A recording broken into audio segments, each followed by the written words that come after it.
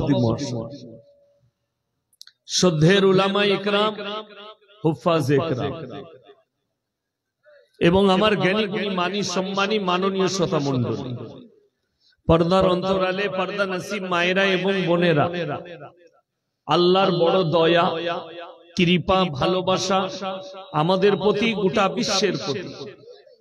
সবাই আল্লাহর শুকর আদায় করে হৃদয় থেকে বলি আলহামদুলিল্লাহ।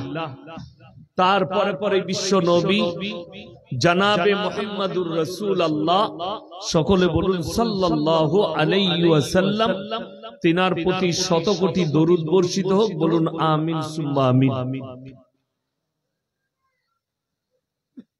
পৃথিবীতে যত মানুষ আছে, যার কাছে যত শক্তি থাকুক, টাকার শক্তি, সামরিক শক্তি, দলের শক্তি, সম্পদের শক্তি, কিন্তু মানুষ হচ্ছে আল্লাহর কাছে দুর্বল। কোরআনে আছে ইন্নাল ইনসানা খুলিকা হালুয়া, আমি মানুষকে অসহায় আর দুর্বল সৃষ্টি করেছি, মানুষ সবল নয়।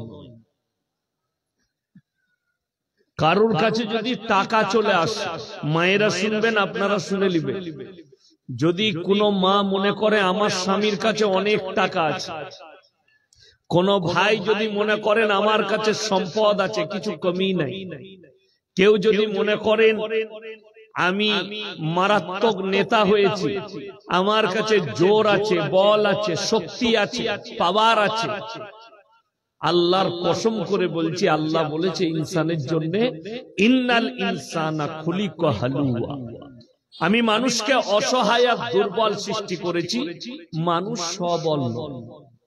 এটা মাথায় রাখতে হবে। যুগে যুগে আল্লাহ তার দলিল দিয়েছে। মানুষ আজকে যেদিকে দেখছেন আমাদিকে অনেক দূরের কথা। পৃথিবীতে এখন যতগুলো রাজা, বাদশাহ, মন্ত্রী, প্রেসিডেন্ট যেদিকে দেখছে, ফিরাউনের মতো নেমো খারাম বলেছিল মিশরে দাঁড়িয়ে, আলা রাব্বুকুমুল আলা, আমি তোমাদের রব, আমি সব থেকে উঁচু। আবার কি আল্লাহ তার মতো নেমো খারামের নিচুড়ে রস বার করে দিয়েছে, জায়গা পাইনি। আল্লাহ বেজ্জতির সঙ্গে মৃত্যু দান করেছে। গোটা পৃথিবী মনে রেখেছে কিয়ামতের সকাল পর্যন্ত ফিরাউনের হিস্ট্রি থাকবে, কোরআনে আল্লাহ উল্লেখিত করেছে। রাসূলের কাছে ওহীর মাধ্যম দিয়ে পাঠানো হয়েছে, হে নবী, পৃথিবীর মানুষকে জানাও, তারা যেন মনে রাখে ফিরাউনের মতো জালিম বাদশাকে আমি নিস্তে নাবুদ করে দিয়েছি। কোরআনে আছে ইব্রাহিম আলাইহিস সালাতু ওয়াস সালামকে আগুনে নিক্ষেপ করেছিল নমরুদ। আল্লাহ আগুনকে হুকুম জারি করেছিলেন, কুলনা ইয়া না রুকুনি বারদান ওয়া সালামান আলা ইব্রাহিম, আগুন তুমি ক্ষান্ত হও, আমার ইব্রাহিমে একটা পশমকে জ্বালাবার তোমার ক্ষমতা নেই। আল্লাহর কসম, আল্লাহর হুকুম পালন করেছে অগ্নি। ইব্রাহিম আলাইহিস সালাতু ওয়াস সালামে একটা পশমকে জ্বালাতে পারে, নমরুদকে আল্লাহ জিল্লাতের মৃত্যু দান করেছিলেন। পৃথিবীর কেউ রুখতে পারে। বর্তমানে পৃথিবীর বুকে যতগুলো পরমাণু বোমা আছে, তার 3 ভাগ পরমাণু বোমা দুটো দেশের কাছে আছে। সব থেকে বেশি আছে রাশিয়া, 5,500 পরমাণু বোমা রাশিয়ার কাছে। আমেরিকার কাছে আছে 4,428টা পরমাণু বোমা, যার কাছে কয়েক লক্ষ সেনা, যার কাছে অত্যাধুনিক অস্ত্র, যুদ্ধ বিমান, আপনার হেলিকপ্টার, ড্রোন, মিসাইল, সব অত্যাধুনিক আছে। তারপরেও কুদরতি বালার কাছে হুঁটো গাড়তে হয়েছে। ক্যালিফোর্নিয়ায় এমন অগ্নি সংযোগ ঘটেছে, আল্লাহর কুদরতে আমেরিকার ৭৫,০০০ সেনা হুঁটো গেড়ে দিয়েছে। আমরা ব্যর্থ আগুন লিভাতে, যে হাওয়ার ঝোঁকা চলছে আগুন লিভানো যাচ্ছে। কানাডা থেকে হেলিকপ্টার এসছে, সমুদ্রই নামছে আর পাইপ ফেলে পানি তুলছে আর আগুনের উপরে নিক্ষেপ করছে, তারপরও আগুন কন্ট্রোলে নাই। এত আধুনিক অস্ত্র, তার নাম হচ্ছে আল্লাহ। সুপার পাওয়ার হাঁটু বেড়েছে আল্লাহর কাছে। এইখান থেকে আপনাকে এটা বিশ্বাস আনতে হবে যে যতই শক্তিশালী হোক, আল্লাহর কাছে পৃথিবীর মানুষ দুর্বল। কেউ যদি লোহার ঘরের মধ্যে থাকে, আল্লাহর কসম করে বলছি, মৃত্যুর সময় হলে মালাকুল মউত তার মধ্যে প্রবেশ করে তার জানকে কবজ করবে। ওই জন্য আল্লাহ কোরআনে কসম খেয়েছেন, কার? ফেরেশতা। ওয়ান্নাজিয়াতি গরকা, আমি কসম খাচ্ছি ওই ফেরেশতার যারা দ্রুত গতিতে আমার হুকুমে তোমাদের শরীরে ডুব মারে। গরক শব্দের অর্থ হচ্ছে ডুব মারা। আর তোমার শরীর থেকে তোমাদের আত্মাকে হরণ করে নিয়ে আসে আমার আল্লাহর হুকুমে। আল্লাহ কসম খেয়েছে, তার মানে আপনার আমার কোনো কৃতিত্ব নাই। যারা ফুটানি করছেন জীবনে ফুটানি করবেন না। মৃত্যু আপনার কাছে এলে সব কিছু আপনার শেষ। মৃত্যু আপনার কাছে চলে, সব কিছু বন্ধ, আপনার আর কিছুই করতে পারবে না। আমি কিন্তু এখনো জলসা শুরু করি নাই, ভূমিকাটা। এরপরে ইমানদারির সঙ্গে বলুন, কোরআন সত্য কিতাব না মিথ্যা? কথা বলেন, হাত তুলে বলুন কোরআন সত্য। এটা বিশ্বাস করেন? সকলে জোরে বলুন ইনশাআল্লাহ। এটা যদি বিশ্বাস হয়, আপনি করেন আর না করেন, কোরআন এমন এক মুকাদ্দাস কিতাব, কোরআন মাজিদ, আপনি পৃথিবীর যতগুলো আলেম, শেখ, মাশায়েখ কিতাব লিখেছে, তাদের হিস্ট্রি বার করুন এবং কিতাবগুলো নিয়ে আসুন। বড় বড় শেখ মুশায়েখরা কিতাব লিখেছিলেন। শুধু তিনারা নয়, বড় বড় সাহিত্যিক, কবি, মনীষীরা বই লিখেছে। সব বই নিয়ে আসুন। কেউ তার কিতাবের হেডিং এ লিখতে পারেনি আমার লেখার মধ্যে কোনো ভুল নাই। এটা লেখার ক্ষমতা কারণ নাই, যে কোনো ত্রুটি থাকতে পারে। আল্লাহর কসম, আল্লাহ কোরআন মাজিদকে অবতীর্ণ করেছে। সূরা বাকারায় বললেন, যালিকাল কিতাবু লা রাইবা ফি, আমার এই কোরআনে বিন্দুমাত্র সন্দেহের কোনো অবকাশ নাই। বলুন সুবহানাল্লাহ। এটা যদি আপনি বিশ্বাস করেন, আপনাকে বলে দিই, ভারতে 30 কোটি মুসলমান আছে বর্তমানে। এই 30 কোটি মুসলমানের মধ্যে 10 কোটি মুসলমান আছে কিনা এটা সন্দেহ আছে। তার অনেকগুলো প্রুফ আছে আমার কাছে। নাম্বার 1, আপনাদের এই থানাটা কি পুকুরিয়া থানা? পুকুরিয়া। আমি অনেক জলসা করেছি, আমি বর্ধমান জেলার মানুষ। আমি কালকে শীতলকুচিতে ছিলাম, রাত্রি 1:30টায় চেপেছি আপনার জলপাইগুড়িতে, 3টেই নেমেছি, গাড়ি ছেড়েছি ফজরের পরে। মালদায় এসে গোসল টোসল করলাম, জুম্মা পড়লাম, তারপরে একটু আরাম করে এলাম। বিশ্বাস করুন, কোরআন যে সত্য কিতাব, এটা আপনি দলিল দিলেন, আমি এখানে প্রমাণ দিয়ে যাব যে কতগুলো মুসলমান অস্বীকার কিভাবে কোরআনকে করে, অথচ তারা মুসলিম বলে নিজেকে দাবি করে, নবীর উম্মত, উম্মতি বলে দাবি করে। নাম্বার 1, সুদ খাওয়া হারাম না হালাল? কথা বলে না? হারাম। তাহলে নিশ্চয় এই পুকুরিয়া থানায় একটাও মুসলমান সুদখোর নাই। কথা বলে না? আছে না? আছে।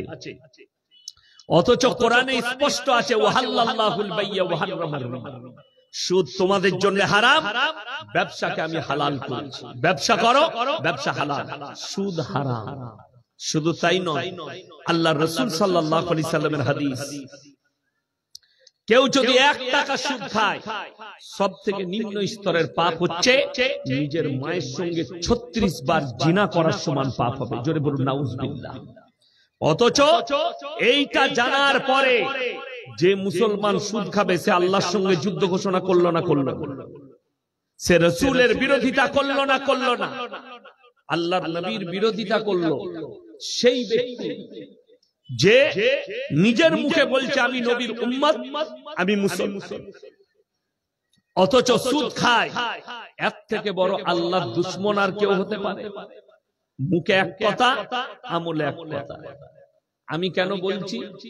আমার কিন্তু চাকরি যাবার ভয় নাই। চাকরি যাবার ভয় আছে? ভয় নাই। ইমাম সাহেবরা খুতবা দিলে ইমামের চাকরি যাবার ভয় থাকে। তারপরের দিন থেকে সুদখোররা পেছনে লাগবে, সালা ইমামকে তাড়া, ওকে আর রাখা যাবে না। ঠিক বললাম না ভুল বললাম? ইমামের চাকরি চলে যায়, কিন্তু আমার চাকরি যাবার ভয় নাই। কমিটির ছেলেরা যদি এসে বলে হুজুর এত কড়া বক্তব্য দিবেন না, আমার গাড়ি রেডি আছে, পয়সা ফেক তামাশা দেখ, আমি পালাবো, আবার যেখানে আসবো এইটাই বলবো। হারাম। তোমরা যদি মৌলবীর কলার ধরো, আল্লাহর কসম করে বলছি কোরআনের আয়াত পাল্টাবে? আমাকে গালি দিলে কোরআনের আয়াত পাল্টাবে? বড় কষ্টের বিষয়। আপনি হারামটাকে হালাল করে নিয়েছেন, কোন মৌলবীকে জিজ্ঞেস করলেন না, আপনার ইমামকে জিজ্ঞেস করলেন না, মৌলভী সাহেব সুদ খাওয়াটা কি আপনি জিজ্ঞেস করলেন না। বড় কষ্টের বিষয়। নম্বর 1। নম্বর 2, মদ খাওয়া হারাম না হালাল? কথা বলে না? হারাম। তাহলে নিশ্চয় পুকুরিয়া থানায় একটাও মুসলমানদের মাতাল নাই। কি বলে? শুধু মাতাল নয়, আপনাকে আমি মালদা ডিস্ট্রিক্টে দেখিয়ে দেবো, কালিয়াচক থেকে গাজল পর্যন্ত মুসলমান মদু খায়, হারামখোর মদু বিক্রি করছে মুসলমান। কিন্তু দুঃখের কথা কি বলবো জানেন? আমাদের সমাজের অনেক লোক অন্য ধর্মের সমালোচনা করে, কিন্তু কোরআন কি বলছে শুনেলেন? ওয়ালা তাসুবুল্লাযীনা ইয়াদউনা মিন দুনিল্লাহ ফায়াসুবুল্লাহা আদওয়াম বিগাইরি ইলম। হে আমার নবী বলো, তোমরা আল্লাহ ব্যতীত যাদের উপাসনা করে, যারা দেবদেবীর উপাসনা করে, তাদের দেবদেবীকে তোমরা গালি দিও না, ধর্মকে গালি দিও না।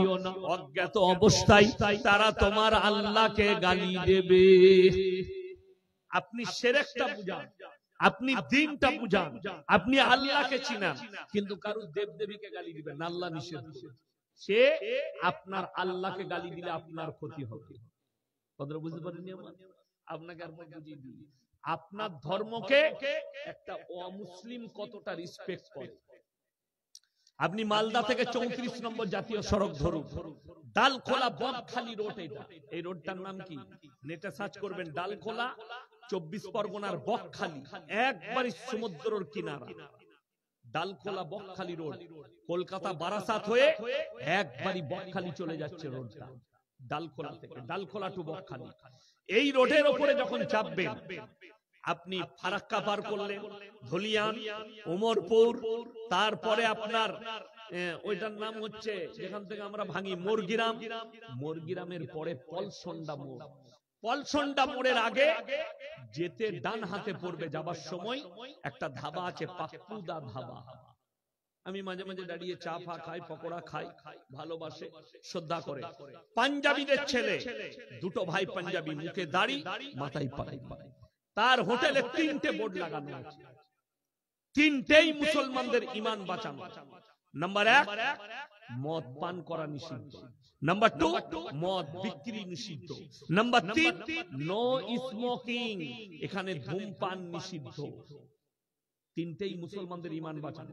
তারা জানে আমরা যেখানে ব্যবসা করছি এই মুর্শিদাবাদ ডিস্ট্রিক্টে, এখানে 75% মুসলমান, আর মুসলমানদের জন্য মদ স্পর্শ করা হারাম, এদের জন্য নেশাগ্রস্ত জিনিস হারাম, যার কারণে তারা ব্যবসার সঙ্গে ওইটা রাখেনি। আর তাদের হোটেল থেকে আমি 15 কিলোমিটার উমরপুর পর্যন্ত কয়েকটা মুসলিমদের হোটেল দেখাবো, হারাম করে মদু খাই, মদু বিক্রি করি। ঠিক বললাম না ভুল বললাম? আপনি প্রমাণ নেন, আমি যদি মিথ্যা বলে থাকি আল্লাহর কাছে জবাব দিতে হবে। বড় কষ্টের বিষয়। এই লোক জানে মদ খাওয়া হারাম, তারপরও মদ বিক্রি করছে। আর একটা অমুসলিম যার কাছে আল্লাহর দাওয়াত নেই, সে আপনার ধর্মকে কতটা রেসপেক্ট করে। আমি ঢুকলে কাগজের গিলাসে পানি দেয়, ভাঁড়েতে চা দেয়, তাদের গিলাসে দেয়। কাগজের প্লেটে খাবার দেয়। কেন? কি বলে জানেন? আপনাদের ধর্মটা आपका धर्म जो है बड़ा पवित्र है और मौलवी लोग बड़ा पवित्र खाना खाते हैं, ये किसी हराम खाने वाले के झूठा नहीं खाते। তো তাদের কতটা আকীদা আপনার ধর্মের প্রতি ভালো, অথচ মুসলমান হারাম জেনেও হারাম খাচ্ছে। লটারির টিকিট হারাম না হালাল? কথা বলেন। হারাম। আপনাকে আমি পুকুরিয়ায় দেখিয়ে দিই, আপনাকে আমি গাজলে দেখাবো, আপনাকে আমি সুজাপুরে দেখাবো, আপনাকে আমি কালিয়া চকে দেখাবো। মুসলমান লটারি কাটছে, লটারি বিক্রিও মুসলমান করছে। ঠিক বললাম না ভুল বললাম? এ লোক জানে হারাম, তারপরও করছে। তো এর থেকে বড় রাসূলের দুশমন কেউ হতে পারে? কি করে একটা মুসলমানে কাজ করতে পারে? যদি লটারি হালাল হতো, সব থেকে প্রথমে লটারি কারা কাটতো? আমরা মৌলবীরা, ইমামরা। সব থেকে কম বেতন আমাদের। কথাটা বুঝতে পারেন? কম বেতন কার? আমাদের। আমরা তো ফজরের পরে রোজ একটা করে কাটতাম, 1 কোটি লেগে গেলি আর ইমামতি করতাম না। হারাম বলি তো আমরা লটারি কাটি না। কেন হারাম? অনেক জনের প্রশ্ন থাকবে, অনেক মা বোন ভাইয়ের, যে লটারি কেন হারাম? সবাই বলুন, তকদিরের মালিক কে? ভাগ্যের মালিক কে? ভাগ্যের মালিক যদি আল্লাহ হয়, আজকে সমাজের অবস্থা এত খারাপ।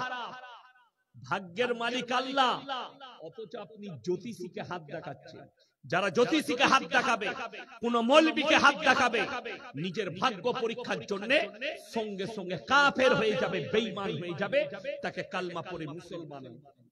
ওই জন্যই তো আমাদের দেশে আপনি মালদায় ট্রেনে চাপেন, গাজলে ট্রেনে চাপেন, আপনার শামসিতে ট্রেনে চাপেন, সকালবেলায় যদি শিয়ালদায় নামেন, হাওড়াতে নামেন, গেট থেকে বেরিয়ে দেখতে পাবেন 1 নম্বর প্ল্যাটফর্মে যেদিকে হাওড়া ব্রিজ যাচ্ছে, এই দিকে উপরে উঠেই সিঁড়ি থেকে ডান হাতে বাঁ হাতে হারামখোরগুলো ছিঁড়া চটের উপরে বসে আছে। কিসের উপরে বললাম? ছিঁড়া চট।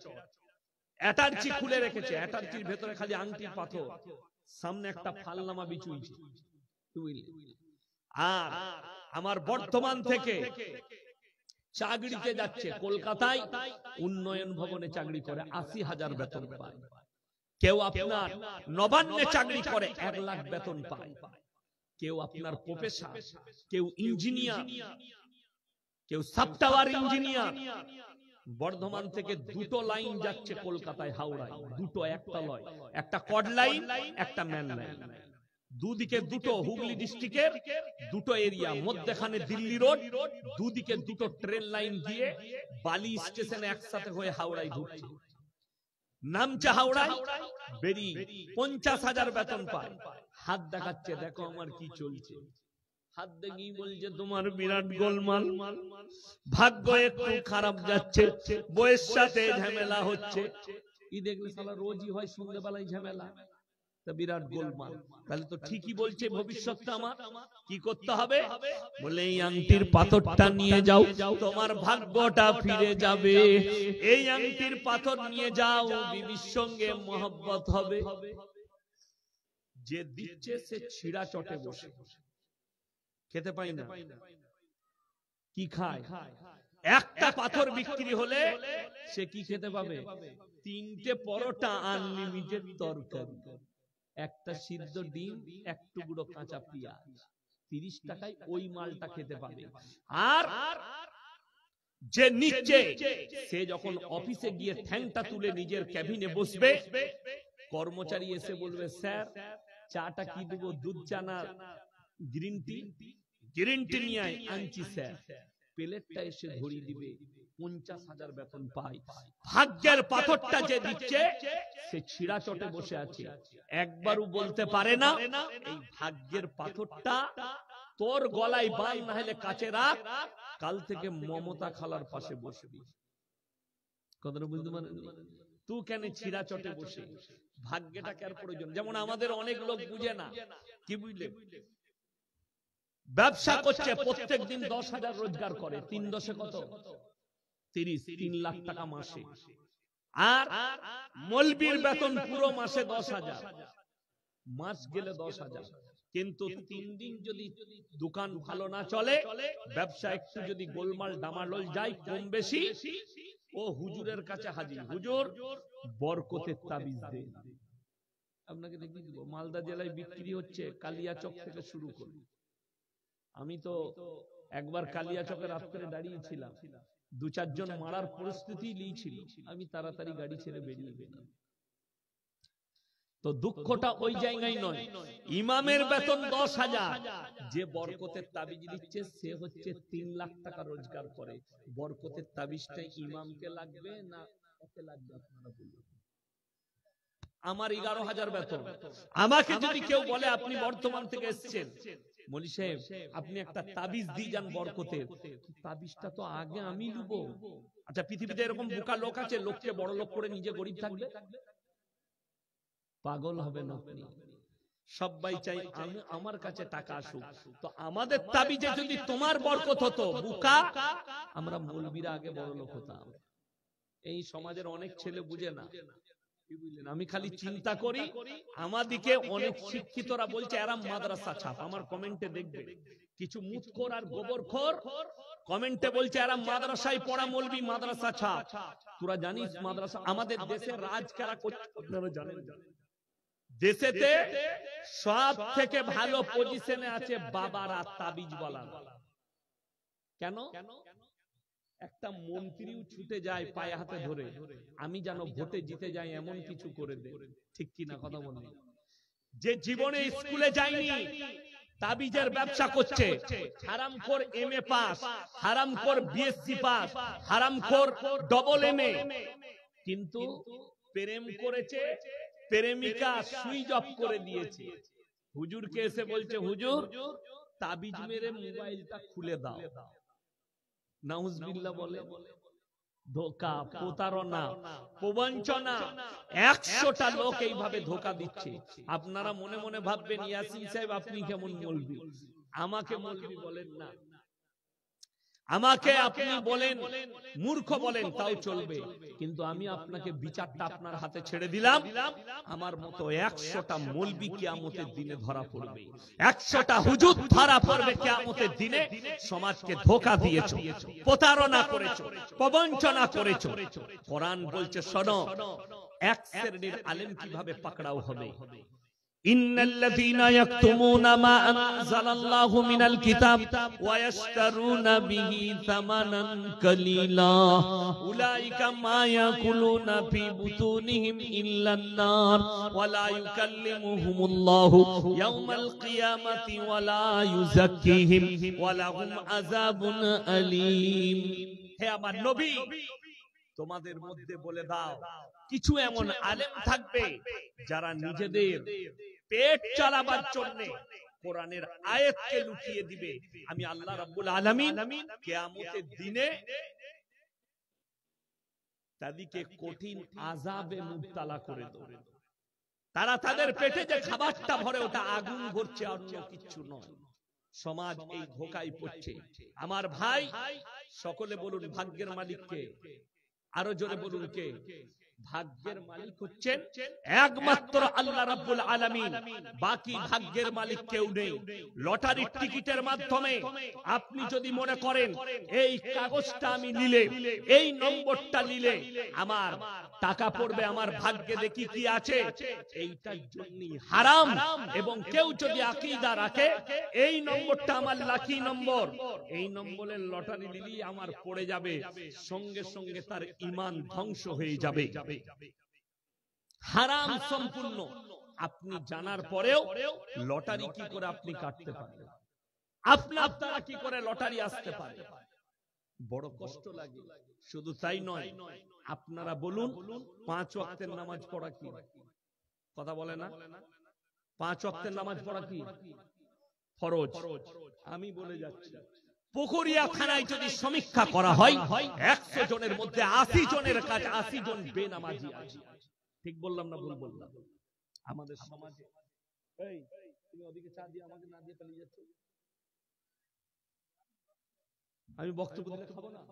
আচ্ছা চালাক ছেলে, পয়সা বাঁচাতে চাইছে। আমাকে চা দিলে তোমার চা গুলো সব বিক্রি হয়ে যাবে। হ্যাঁ পাপ। আমার ভাই, আমি যেটা আপনাদেরকে বলছিলাম সেটা শুনলেন, খুব দুঃখের সঙ্গে বলছি, 5 ওয়াক্তের নামাজ পড়া ফরজ, অথচ দুঃখ লাগে আমাদের সমাজের লোক 5 ওয়াক্তের নামাজ পড়ে না। এই মৌলবীরা দাওয়াত দিতে গেলে, আমরা দাওয়াত দিলে কি বলে শুনেন, আমাদের সমাজে কিছু লোক আছে, মৌলবীরা যখনই বলে ভাই নামাজ পড়ো না কেন, নামাজটা পড়ো, নামাজ না পড়তে পারি, মৌলী সাহেব গায়ের মধ্যে আমি ভালো লোক আছি, এই মাল আছে না নাই, গাদা আছে, নামাজ পড়ে না, কিন্তু বলছে আমার মতো ভালো লোক গ্রামে তো নেই, আমি আছি, নামাজ না পড়তে পারি, ও আমি পড়ি না, কিন্তু আমি ভালো। সে মালগুলো কেমন ভালো শুনে নাও, কোরআন শোনাবো, চোখ দিয়ে পানি আসবে আপনার। হে আমার মা, হে আমার বোন, তুমি যদি মনে করো আমি বেনামাজি, নামাজ পড়ি না, কিন্তু আমি একজন ভদ্র মহিলা, আমি একজন ভালো মহিলা। 1 নম্বর রাসূল সাল্লাল্লাহু আলাইহি সাল্লামের হাদিস, যার মধ্যে নামাজ নেই তার মধ্যে ইসলাম নেই। নাম্বার 2, কিয়ামতের দিনে দুটো রাস্তা হবে, একটা রাস্তায় জান্নাতীরা জান্নাতে প্রবেশ করবে, আর একটা রাস্তায় জাহান্নামীরা যাবে। জান্নাতীরা জাহান্নামী দিওকে ডার করাবে, কি বলে, ফি জান্নাতি ইয়াতাসাআলুনা আনিল মুজরিমিনা মা সালাকাকুম ফি সাকার, তোমরা কেন জাহান্নামে যাচ্ছ, তোমরা বলতে আমরা ভালো লোক, আজকে কেন তোমরা জাহান্নামে প্রবেশ করছো? তারা উত্তর দিবে 1 নম্বর, ক্বালু লাম নাকু মিনাল মুসাল্লিন, আমরা নামাজি মুসল্লিদের মধ্যে ছিলাম না, তাই আল্লাহ আমাদেরকে জাহান্নামে পাঠিয়েছে। কত মারাত্মক আয়াত। তারা উত্তর দেবে, হে আমার মা, হে আমার বোন, হে আমার ভাই, তাদের উত্তর হবে জাহান্নামীদের। 1 নম্বর, ক্বালু লাম নাকু মিনাল মুসাল্লিন, আমরা মুসল্লিদের মধ্যে ছিলাম না, ওয়ালাম নাকু নুতইমুল মিসকিন, এবং আমরা মিসকিনকে খানা খাওয়াইতাম না, তাই আল্লাহ আমাদেরকে জাহান্নামে পাঠিয়েছে। ওয়া কুননা নাখুদু মাআল খাইদিন, যারা এই দাড়ি টুপিওয়ালা দিকে দেখে তারা বলবে আমরা দাড়ি টুপি নামাজি মুসল্লিদের মজাক উড়াতাম, আল্লাহ তাই আমাদেরকে জাহান্নামে পাঠিয়েছে। ওয়া কুননা নুকাজ্জিবু বিয়াউমিদ্দিন, আর আমরা বিচারের দিবসকে মিথ্যা বলে মনে করিতাম, আল্লাহ তাই আমাদেরকে জাহান্নামে পাঠিয়েছে। আমার ভাই, আজকে মুসলমান নামাজ কেন পড়ে না, রোজা কেন রাখে না, তার মারাত্মক দলিল শুনে নেন। আপনার সম্পর্ক কোরআনের সাথে নেই, আপনার সম্পর্ক রাসূলের হাদিসের সাথে নেই, আপনার সম্পর্ক দ্বীনের সঙ্গে নেই, যার কারণে আপনার এই অবস্থা। আমাদের দেশের মুসলমান, আপনাকে একটা কথা বলি, যেমন দেখুন, পর্দা করা ফরজ না ফরজ নয়, কথা বলে না, ফরজ। আমি খালি ফরজ গুলো বলে দিচ্ছি আপনাদেরকে। পর্দা করা সমাজে ফরজ একটা নারীর জন্য, এটার নাম পর্দা। আমাকে বলে দেখ কোন মৌলবি, যদি কোন বাপের বেটা মৌলবি বলতে পারে এটা নারীদের জন্য পর্দা, আমি আর জীবনে মালদা ডিস্ট্রিক্টে কাল থেকে আর বক্তব্য দেব না। আমার এখন 1 মাস রোজার আগের দিন পর্যন্ত ডেট আছে, তার মধ্যে বেশিরভাগ ডেট আমার উত্তরবঙ্গে আছে। আমি দক্ষিণবঙ্গের মানুষ, বর্ধমান জেলা, যেখানে পানাগড় মিলিটারি ক্যাম্প আছে, ভারতবর্ষের মারাত্মক ক্যাম্প, সেই পাশেই আমার বাড়ি। আপনি অবাক হবেন, আপনাদেরকে বলে যায়, হে আমার ভাই, হে আমার মা বোন, আপনি কি মনে করছেন বেঈমান কাফেররা চুপচাপ বসে আছে? না, আপনার উপরে ধ্যান রেখেছে। দেখুন তারা ঠান্ডা মাথায় কত মারাত্মক কাজ করেছে। আপনি ইসলামের মধ্যে দাখিল আছেন, আপনাকে দিয়ে পাপ করাচ্ছে, আপনি বলুন তো এইটা ছেড়ে দেন। কিন্তু মারাত্মক বলে দিই, এই যে জলসা করার পরে মেলা বসিয়েছে, এই মেলাতে যে নারী পুরুষগুলো ঘুরছে এরা সব অমুসলিম না মুসলমান? কথা বলে না, এরা সব আমাদের মুসলমান। আপনারা জানেন ইসলামে মেলা হারাম, ইসলামে মেলা হারাম, তার মারাত্মক কারণ হচ্ছে একজন নারী আর পুরুষ পর নারী আর পর পুরুষ নির্জনে এক কাছে হলে তৃতীয় ব্যক্তি যে হাজিরি দেয় তার নাম হচ্ছে শয়তান। আর কোরআনে সূরা ইউসুফের প্রথম পৃষ্ঠায় আছে ইন্নাশ শাইতানা লিল ইনসানি আদুব্বুম মুবিন, শয়তান হচ্ছে মানুষের প্রকাশ্য দুশমন। সেই দুশমনকে দাওয়াত দিয়েছেন মেলা বসিয়ে। হয়তো মনে হবে গরিব মানুষ দোকান বসিয়ে খাচ্ছে, দোকান বসা, কিন্তু আপনার মেয়ে বেপরদা ভাবে ওখানে ঘুরে বেড়াচ্ছে, আপনার বিবি বেপরদা ভাবে ঘুরে বেড়াচ্ছে। পর্দার একটা মারাত্মক দিক আনা হয়েছে। নারীর মর্যাদার জন্য আল্লাহ একটা সূরা অবতীর্ণ করেছেন, সূরা নিসা। এতে নারীর মর্যাদা, নারীর ইজ্জতের কথা বলা হয়েছে, মা চিনানো হয়েছে, বোন চিনানো হয়েছে। যে বেঈমান কাফেররা বলছে এরা মায়ের সঙ্গে বিয়ে করে, এরা বোনের সঙ্গে বিয়ে করে। আমরা কেউ বোনকে বিয়ে করি? কথা বলে না, আমরা বোনকে বিয়ে করি? হারাম। ওই জন্য আপনার কাছে কোরআনের শিক্ষা না থাকার কারণে, আপনার কাছে দ্বীনি শিক্ষা না থাকার কারণে রাস্তাঘাটে বাজারে একটা বেঈমান কাফেরকে উত্তর দিতে পারেন না। যারা বলে যে তোমরা তোমাদের বোনকে বিয়ে করো, আমি আমার ফুফুর মেয়েকে বিয়ে করেছি। আচ্ছা, এরকম অনেক লোক আছে না নাই? মামার বোনকে বিয়ে করেছে, চাচার বোনকে বিয়ে করেছে। আচ্ছা, সেইগুলো কিন্তু রক্ত সম্পর্ক নাই। এটা বুঝাবেন অমুসলিম ভাইকে, কি রক্ত সম্পর্ক নেই। আর বিহারে আমার মোবাইলে রেকর্ডিং আছে, বিহার আর ঝাড়খণ্ডে একটা মেয়ে তার নিজের বাপকে বিয়ে করেছে, সেটা সনাতনী ধর্মের মেয়ে। মোবাইলে আমার কাছে রেকর্ড আছে, আমার নামে কেসটুকু আমি আদালতে দেখিয়ে দেব, ভিডিও বার। আমি এটা গল্প বলি না, কিন্তু কোরআন খুলবেন আপনি, তাকে মানে কোরআন খুলে দেখান, 4 পারা শেষ পৃষ্ঠা, হাফের পর থেকে সূরা নিসা, হুররিমাত আলাইকুম উম্মাহাতুকুম ওয়া বানাতুকুম ওয়া খালাতুকুম ওয়া বানাতুল আখি ওয়া বানাতুল